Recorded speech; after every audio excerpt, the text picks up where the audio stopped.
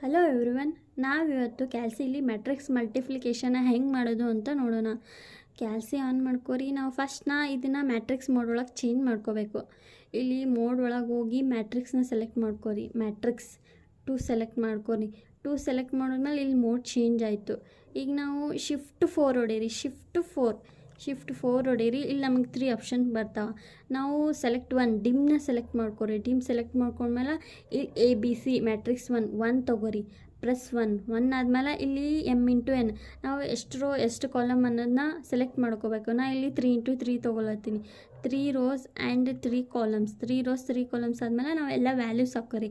Matrix 1 ಎಲ್ಲ value A11 2 A12 A13 A21 A22 A23 A31 A32 and A33.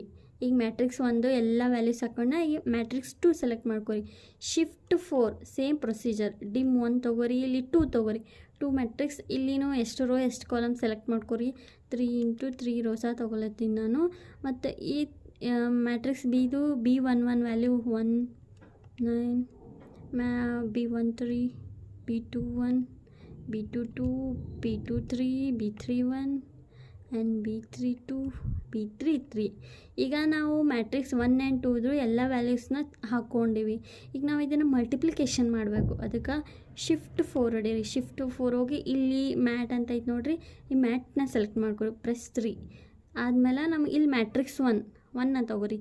Matrix 1 into shift 4 matrix and matrix 2 ತೊಗೋರಿ. Matrix 2 M×N plus ಹೊಡೀರಿ. ಇಲ್ಲಿ syntax error ಬರ್ತೈತಿ. Sintex error ಬರೋಣ ನೀವು answer ಬರೋಲ್ಲ ಅಂದ್ಕೋಬೇಡ್ರಿ.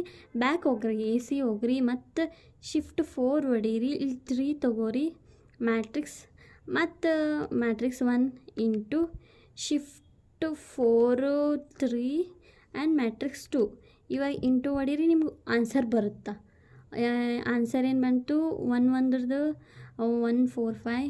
ಇಲ್ಲಿ ಮುಂದೆ 1 2 1 3 ಹೋಗೋಕೆ ಇಲ್ಲಿ ನೋಡಿರಿ. ಪ್ಲಸ್ 1 2 ವ್ಯಾಲ್ಯೂ 1384 ಆ್ಯಂಡ್ 21 22 23 31 32 33 ಆನ್ಸರ್ ಬರುತ್ತಾ?